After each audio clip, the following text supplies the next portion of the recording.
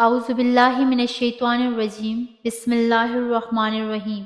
السلام علیکم۔ آپ کو سردار زاہد پی کے چینل پر خوش آمدید کہتے ہیں۔ امید ہے کہ آپ سب خیریت سے ہوں گے۔ سب سے پہلے آپ سے گزارش ہے کہ سردار زاہد پی کے چینل کو سبسکرائب کریں اور بیل آئیکن کو پریس کیجیے تاکہ ہماری ہر آنے والی ویڈیو آپ کو نوٹیفیکیشن کے ساتھ مل سکے۔ ویڈیو پسند آئے تو لائک اور شیئر کر دیں، شکریہ۔ آج کی اس ویڈیو میں ہم حضرت علی رضی اللہ تعالیٰ عنہ کے حالات اور واقعات بیان کرتے ہیں۔ ارشاد نبوی ہے کہ اے علی، کیا تم اس پہ راضی نہیں کہ تمہیں میرے ساتھ وہی نسبت ہو جو ہارون علیہ السلام کو موسیٰ علیہ السلام سے تھی؟ البتہ میرے بعد کوئی نبی نہیں ہوگا۔ سیدنا علی بن طالب رضی اللہ تعالیٰ عنہ 6 صدی عیسوی کے آخری سال یعنی 600 عیسوی یا 601 عیسوی میں مکہ مکرمہ میں پیدا ہوئے۔ اس وقت رسول اللہ صلی اللہ علیہ وآلہ وسلم کی عمر مبارک 30 سال تھی۔ حضرت علی رضی اللہ تعالیٰ عنہ حضرت محمد صلی اللہ علیہ وآلہ وسلم سے 30 سال چھوٹے تھے۔ آپ کی والدہ نے پیدائش کے وقت آپ کا نام اسد رکھا۔ آپ کے والد اس وقت کہیں گئے ہوئے تھے، جب واپس آئے تو نام تبدیل کر کے علی رکھا اور اس نام پر دونوں کا اتفاق ہوا۔ آپ رضی اللہ تعالیٰ عنہ کی کنیت ابو الحسن اور ابو تراب بھی تھی۔ ابو تراب کی کنیت حضرت محمد صلی اللہ علیہ وآلہ وسلم نے عطا کی تھی۔ آپ کے لقب حیدر، مرتضیٰ، اسد ہیں۔ آپ رضی اللہ تعالیٰ عنہ کے والد کا نام عبد المناف تھا، مگر وہ اپنے بڑے بیٹے طالب کی نسبت سے اسی کنیت ابو طالب کے ساتھ مشہور تھے۔ آپ رضی اللہ تعالیٰ عنہ کے دادا کا نام عبد المطلب تھا، جو کہ نبی پاک صلی اللہ علیہ وآلہ وسلم کے دادا تھے۔ اس طرح حضرت محمد صلی اللہ علیہ وآلہ وسلم کے سگے چچا زاد بھائی ہوئے۔ آپ رضی اللہ تعالیٰ عنہ کی والدہ کا نام فاطمہ اور نانا کا نام اسد تھا۔ آپ رضی اللہ تعالیٰ عنہ نسب کے اعتبار سے قریشی اور ہاشمی تھے۔ آپ رضی اللہ تعالیٰ عنہ کی والدہ بھی ہاشمیہ تھی، بلکہ پہلی ہاشمی خاتون تھیں جو ہاشمی مرد کے نکاح میں آئیں۔ یہ گھرانہ ہاشمی کہلاتا تھا۔ حضرت علی رضی اللہ تعالیٰ عنہ کے والد ابو طالب حضرت محمد صلی اللہ علیہ وآلہ وسلم کے شفیق اور ہمدرد چچا تھے اور مشکل گھڑیوں میں آپ صلی اللہ علیہ وآلہ وسلم کا ساتھ دیا، مگر اسلام قبول نہ کر سکے۔ البتہ آپ رضی اللہ تعالیٰ عنہ کی والدہ حضرت فاطمہ رضی اللہ تعالیٰ عنہا بنت اسد مشرف با اسلام ہوئیں۔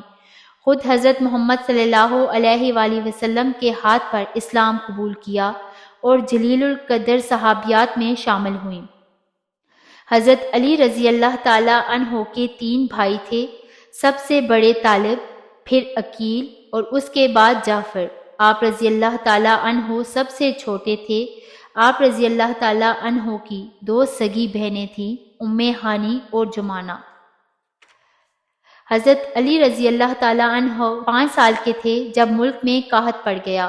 ابو طالب پر بڑے کنبے کی ذمہ داری تھی، اس لیے آپ صلی اللہ علیہ وآلہ وسلم نے ان سے علی کو مانگ لیا۔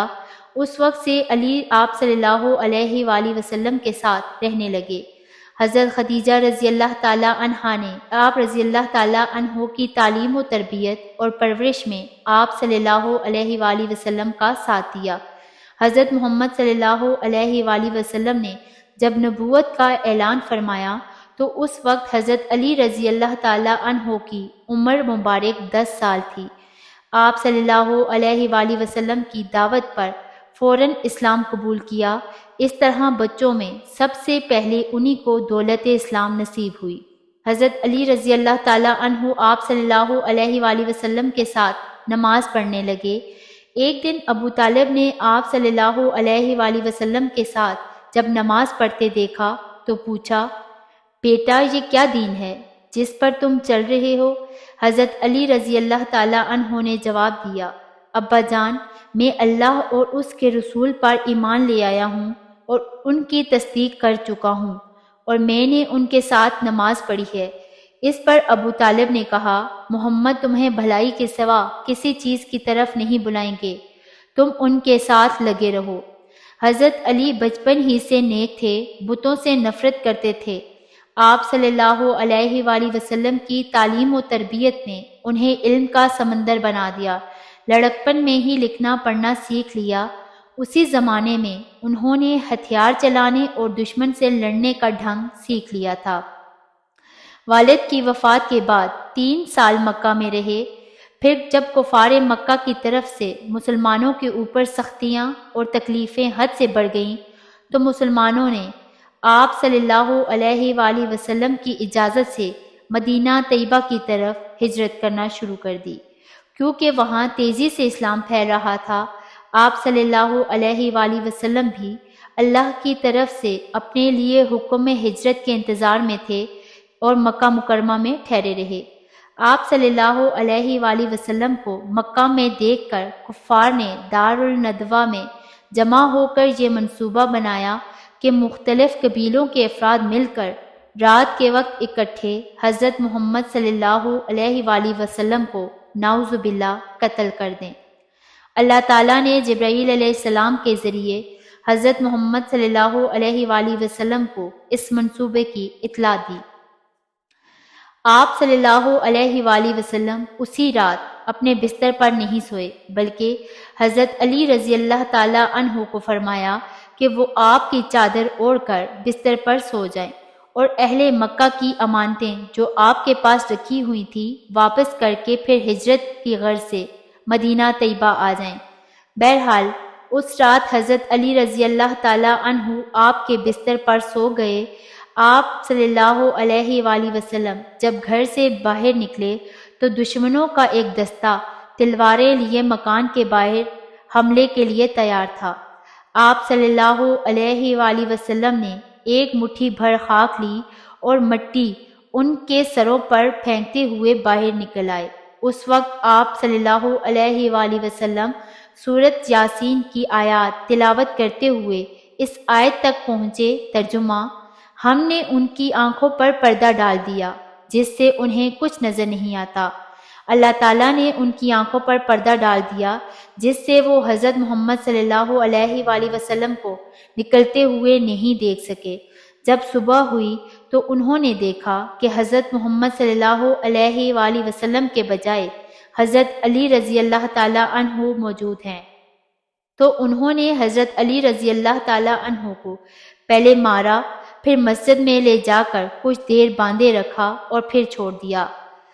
آپ صلی اللہ علیہ وآلہ وسلم حضرت ابوبکر کے ساتھ ہجرت کر کے مدینہ پہنچ گئے اور ادھر حضرت علی رضی اللہ تعالیٰ عنہ نے اگلے دن لوگوں کو ان کی امانتیں واپس کرنا شروع کر دیں۔ 3 دن میں امانتیں مالکوں تک پہنچا کر حضرت علی رضی اللہ تعالیٰ عنہ بھی سفر ہجرت پر روانہ ہو گئے اور چھپتے چھپاتے مدینہ طیبہ پہنچ گئے۔ سفر کی مشقت سے پاؤں مبارک پھٹ گئے تھے۔ اس وقت آپ صلی اللہ علیہ وآلہ وسلم قباء میں تشریف فرما تھے۔ آپ صلی اللہ علیہ وآلہ وسلم نے فرمایا، علی کو میرے پاس بلاؤ۔ کسی نے کہا کہ وہ چل نہیں سکتے، تو آپ صلی اللہ علیہ وآلہ وسلم خود ان کے پاس تشریف لے گئے، ان کو گلے لگایا اور حضرت علی رضی اللہ تعالیٰ عنہ کے پاؤں دیکھ کر آپ صلی اللہ علیہ وآلہ وسلم رو دیے۔ پھر آپ صلی اللہ علیہ وآلہ وسلم نے اپنے ہاتھوں پر اپنا لحاف مبارک لگا کر حضرت علی رضی اللہ تعالیٰ عنہ کے پاؤں پر پھیرا، جس سے وہ ٹھیک ہو گئے اور زندگی بھر ان کے پاؤں میں تکلیف نہیں ہوئی۔ اس کے بعد حضرت علی رضی اللہ تعالیٰ عنہ وہیں مدینہ طیبہ رہنا شروع ہو گئے۔ مدینہ منورہ پہنچ کر 2 برس بعد نبی پاک صلی اللہ علیہ وآلہ وسلم کی لخت جگر حضرت فاطمہ رضی اللہ تعالیٰ عنہا سے شادی ہوئی۔ حضرت فاطمہ رضی اللہ تعالیٰ عنہا کی زندگی میں احتراماً کسی اور سے نکاح نہیں کیا، البتہ ان کے انتقال کے بعد کئی شادیاں کی اور ان سے اولادیں بھی ہوئیں۔ ایک دفعہ حضرت محمد صلی اللہ علیہ وآلہ وسلم حضرت فاطمہ رضی اللہ تعالیٰ عنہا کے گھر تشریف لائے اور دیکھا کہ حضرت علی نہیں ہیں۔ پوچھا، تمہارا چچا زاد کہاں ہے؟ حضرت فاطمہ رضی اللہ تعالی عنہا نے فرمایا ہمارے درمیان کچھ رنجش ہو گئی ہے، اس لیے وہ مجھ سے ناراض ہو کر باہر چلے گئے اور دوپہر کو آج گھر میں نہیں سوئے۔ آپ صلی اللہ علیہ وآلہ وسلم نے ایک آدمی سہیل بن سعد رضی اللہ تعالی عنہ کو کہا کہ دیکھو کہ وہ کہاں ہے۔ انہوں نے آ کر بتایا کہ باہر مسجد میں سوئے ہوئے ہیں۔ آپ صلی اللہ علیہ وآلہ وسلم ان کے پاس تشریف لے گئے اور دیکھا کہ وہ لیٹے ہوئے تھے اور ان کے پہلو سے چادر ہٹی ہوئی تھی اور وہاں مٹی لگی تھی، تو آپ صلی اللہ علیہ وآلہ وسلم نے مٹی کو صاف کیا اور فرمایا اٹھو ابو تراب، اٹھو۔ ابو تراب کا مطلب مٹی والا شخص۔ چونکہ رسول اللہ صلی اللہ علیہ وآلہ وسلم کی زبان اطہر سے یہ کنیت صادر ہوئی، اس لیے حضرت علی رضی اللہ تعالی عنہ کو اپنی یہ کنیت بہت پسند تھی۔ آپ کو اپنے پکارے جانے والے ناموں میں یہ نام جتنا اچھا لگتا تھا کوئی اور نام اچھا نہیں لگتا تھا۔ حضرت علی رضی اللہ تعالی عنہ بہت بہادر اور دلیر مجاہد تھے۔ غزوہ تبوک میں رسول اللہ صلی اللہ علیہ وآلہ وسلم نے آپ کو پیچھے مدینہ طیبہ میں ٹھہرایا۔ اس غزوہ کے علاوہ باقی تمام غزوات میں آپ رضی اللہ تعالی عنہ نے شرکت کی۔ کئی غزوات میں حضرت محمد صلی اللہ علیہ وآلہ وسلم نے اپنے دست مبارک سے آپ رضی اللہ تعالی عنہ کے ہاتھ میں جھنڈا دیا۔ سن 5 ہجری میں غزوہ خندق ہوا۔ اس وقت علی رضی اللہ تعالی عنہ کی عمر مبارک تقریباً 24 یا پھر 25 سال تھی۔ آپ رضی اللہ تعالی عنہ نو عمر مجاہدین میں شمار ہوتے تھے۔ ادھر کفار قریش کے لشکر میں عمرو بن ابرود تھا جو اکیلا 1000 شہسواروں کے برابر سمجھا جاتا تھا۔ اس نے اپنے آپ کو آہنی ہتھیاروں سے لیس کر رکھا تھا۔ اس نے آ کر للکارا تم میں سے کون ہے جو میرے مقابلے میں آنے کی طاقت رکھتا ہو؟ حضرت علی رضی اللہ تعالی عنہ نے رسول اللہ صلی اللہ علیہ وآلہ وسلم سے عرض کی اے اللہ کے نبی میں ہوں۔ آپ صلی اللہ علیہ وآلہ وسلم نے فرمایا یہ عمرو ہے، بیٹھ جاؤ۔ اس نے پھر توہین آمیز لہجے میں کہا کہاں ہے وہ تمہاری جنت جس کے بارے میں تم یہ سمجھتے ہو کہ تم قتل ہو جاؤ تو اس میں داخل ہوگے؟ اب میرے سامنے اپنا آدمی کیوں نہیں لاتے؟ حضرت علی رضی اللہ تعالی عنہ نے فرمایا یا رسول اللہ۔ آپ نے فرمایا بیٹھ جاؤ۔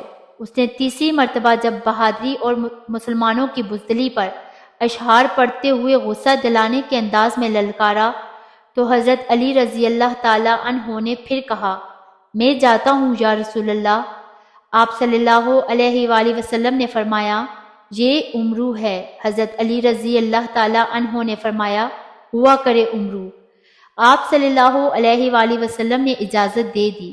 حضرت علی رضی اللہ تعالی عنہ اٹھے اور سیدھے اس کی طرف بڑھے۔ عمرو نے کہا تم کون ہو؟ آپ رضی اللہ تعالی عنہ نے فرمایا میں علی بن ابی طالب ہوں۔ اس نے بڑے غرور سے کہا میرے بچے کسی اور کو بھیجو، اپنے سے بڑی عمر والے کسی چچا وغیرہ کو میرے سامنے لاؤ، میں تم جیسے بچے کا خون بہانا پسند نہیں کرتا۔ اس پر حضرت علی رضی اللہ تعالی عنہ نے فرمایا لیکن میں تمہارا خون بہانا پسند کرتا ہوں۔ یہ سن کر وہ ایک دم غصے میں آگ بگولا ہو گیا، اپنی تلوار لہرائی اور شدید غضبناک ہو کر آگے بڑھا اور حضرت علی رضی اللہ تعالی عنہ پر حملہ کر دیا۔ آپ رضی اللہ تعالی عنہ نے اپنی ڈھال سے اس کو روکا، پھر اس کے کندھے پر تلوار کا ایک زوردار وار کیا۔ اللہ کے اس شیر کا ایک ہی وار کافی ہوا اور وہ زمین پر ڈھیر ہو گیا۔ ایک دم گرد و غبار اٹھا، شور برپا ہوا۔ آپ صلی اللہ علیہ وآلہ وسلم نے یہیں سے اللہ اکبر کی آواز سنی تو پہچان گئے کہ علی رضی اللہ تعالی عنہ نے اسے قتل کر دیا۔ پھر آپ رضی اللہ تعالی عنہ وہاں سے جرأت مندانہ اور ایمان افروز اشعار پڑھتے ہوئے حضرت محمد صلی اللہ علیہ وآلہ وسلم کے پاس آئے۔ آپ رضی اللہ تعالی عنہ کا چہرہ خوشی سے چمک رہا تھا۔ آپ صلی اللہ علیہ وآلہ وسلم بھی بہت خوش تھے۔ آپ صلی اللہ علیہ وآلہ وسلم کے وصال کے بعد حضرت ابو بکر صدیق رضی اللہ تعالی عنہ کے ہاتھ پر مسلمانوں نے خلافت کی بیعت کی اور آپ رضی اللہ تعالی عنہ کو اپنا خلیفہ منتخب کیا۔ اس کے بعد حضرت عمر بن خطاب رضی اللہ تعالی عنہ اور حضرت عثمان بن غفان رضی اللہ تعالی عنہ کے ہاتھوں پر مسلمانوں نے خلافت کی بیعت کی۔ حضرت علی رضی اللہ تعالی عنہ ان تینوں خلفاء کے ہاتھ پر بیعت کرنے کے ساتھ ان کے زمانہ خلافت کے دوران ان حضرات کے خصوصی معاون رہے۔ پھر جب حضرت عثمان رضی اللہ تعالی عنہ کو باغیوں نے مدینہ رسول صلی اللہ علیہ وآلہ وسلم میں شہید کر دیا تو مسلمانوں نے حضرت علی رضی اللہ تعالی عنہ کے دست مبارک پر خلافت کی بیعت کی۔ اول تو آپ اس بات کی ذمہ داری لینے کے لیے تیار نہیں تھے، آپ نے انکار کیا، مگر لوگوں کا جب اصرار بڑھا تو آپ رضی اللہ تعالی عنہ نے مجبوراً یہ ذمہ داری قبول فرمائی۔ سچ تو یہ ہے کہ ان تین خلفائے کرام رضی اللہ تعالی عنہ کے بعد اس منصب خلافت کے لیے حضرت علی رضی اللہ تعالی عنہ سے بڑھ کر کوئی صاحب مناسب نہیں تھے، نہ مقام و مرتبہ، نہ علم و تقوی اور نہ دینداری میں کوئی آپ رضی اللہ تعالی عنہ کے برابر تھا۔ اس لیے آپ رضی اللہ تعالی عنہ خلیفۃ المسلمین قرار پائے اور آپ رضی اللہ تعالی عنہ کے حق میں بیعت منعقد ہوئی۔ یہ بیعت بروز جمعرات 24 ذی الحجہ سن 35 ہجری میں ہوئی۔ خلافت کی یہ ذمہ داری سنبھالنے کے اگلے دن جمعہ کے دن آپ رضی اللہ تعالی عنہ مسجد میں تشریف لائے اور منبر پر ایک جاندار خطبہ دیا جو سنہری حروف سے لکھنے کے قابل ہے۔ اس میں آپ رضی اللہ تعالی عنہ نے موقع شناسی اور من جانب اللہ عطا کردہ بصیرت کے پیش نظر اس نقطے پر خاص زور دیا کہ مسلمانوں کی جانیں اور ان کی عزتیں انتہائی قابل احترام ہیں۔ کسی مسلمان کا ناحق خون بہانا کسی طرح جائز نہیں۔ جب حضرت علی رضی اللہ تعالی عنہ نے اپنا دارالخلافہ کوفہ بنا لیا تو آپ وہیں امور خلافت کی ذمہ داریاں سر انجام دینے میں مشغول رہنے لگے۔ تو کچھ لوگ آپ رضی اللہ تعالی عنہ کے مخالف ہو گئے، ایک گروہ آپ رضی اللہ تعالی عنہ کا دشمن ہو گیا۔ اسی دشمنی و نقصان رسانی کو پروان چڑھانے کے لیے انہوں نے مکہ مکرمہ میں ایک منصوبہ تیار کیا اور اسی منصوبہ کے تحت عبد الرحمن بن ملجم نامی ایک خارجی کو آپ رضی اللہ تعالی عنہ کے قتل کے لیے کوفہ روانہ کیا۔ وہ کوفہ پہنچ کر اس دروازے کے سائبان کے پاس چھپ کر بیٹھ گیا جہاں سے آپ رضی اللہ تعالی عنہ فجر کی نماز کے لیے نکلا کرتے تھے۔ آپ رضی اللہ تعالی عنہ کا معمول تھا کہ نماز فجر کے لیے جلدی تشریف لاتے تھے اور نماز کی آواز لگاتے ہوئے لوگوں کو بیدار کرتے ہوئے آتے تھے۔ چنانچہ آپ رضی اللہ تعالی عنہ جب منہ اندھیرے میں اس دروازے سے باہر نکلے تو اس بدبخت نے آگے بڑھ کر آپ رضی اللہ تعالی عنہ کے سر مبارک کے اگلے حصے پر زہر میں بجھی تلوار سے وار کیا، جس سے سر پر گہرا زخم آیا اور اس خون سے آپ کی داڑھی مبارک سرخ ہو گئی۔ آپ رضی اللہ تعالی عنہ نے فرمایا، اس کو پکڑ لو۔ جب اسے پکڑ کر آپ رضی اللہ تعالی عنہ کے سامنے لایا گیا تو آپ نے فرمایا، اس وقت اس کی حیثیت ایک قیدی کی ہے، لہٰذا میں تمہیں حکم دیتا ہوں کہ اس کا خیال رکھو، عمدہ کھانے کھلاؤ، اچھی رہائش کا انتظام کرو۔ اگر میں زندہ رہا تو میری مرضی، چاہے تو میں اسے قتل کر دوں تو چاہے اسے معاف کر دوں، اگر میں انتقال کر گیا تو میرے قتل کی طرح اس کو قتل کر دینا۔ قتل میں حد سے آگے نہ بڑھنا، یعنی ناک کان وغیرہ نہ کاٹنا، اللہ حد سے بڑھ جانے والوں کو پسند نہیں کرتا۔ بہرحال ابن ملجم گرفتار ہو گیا اور آپ رضی اللہ تعالی عنہ کو اٹھا کر گھر پہنچا دیا گیا۔ 17 رمضان المبارک سن 40 ہجری جمعہ کی صبح تھی۔ شدت زخم کی تاب نہ لاتے ہوئے آپ 2 دن بعد شب اتوار کو شہادت کے مرتبے پر فائز ہو کر خالق حقیقی سے جا ملے۔ آپ نے 4 سال 9 ماہ خلافت کی اور 43 برس کی عمر پائی۔ شہادت کے بعد آپ رضی اللہ تعالیٰ عنہ کے غسل اور کفن دفن کی تیاری شروع کر دی گئی۔ آپ رضی اللہ تعالیٰ عنہ کے صاحبزادوں حضرت حسن رضی اللہ تعالیٰ عنہ اور حضرت حسین رضی اللہ تعالیٰ عنہ کے ساتھ ان کے بھتیجے حضرت عبداللہ بن جعفر طیار رضی اللہ تعالیٰ عنہ نے آپ رضی اللہ تعالیٰ عنہ کو غسل اور کفن دیا۔ تجہیز و تکفین کے بعد آپ رضی اللہ تعالیٰ عنہ کے بڑے صاحبزادے حضرت حسن رضی اللہ تعالیٰ عنہ نے نماز جنازہ پڑھائی اور وہیں کوفہ میں دارالامارہ یعنی نشست گاہ امیر المومنین میں دفن کر دیا، اور اس کے بعد ابن ملجم جو قید کر لیا گیا تھا اس کو بھی حضرت علی کی شہادت کے بعد قتل کر دیا گیا۔ اللہ تعالیٰ حضرت علی رضی اللہ تعالیٰ عنہ پر رحمت نازل فرمائے، آمین۔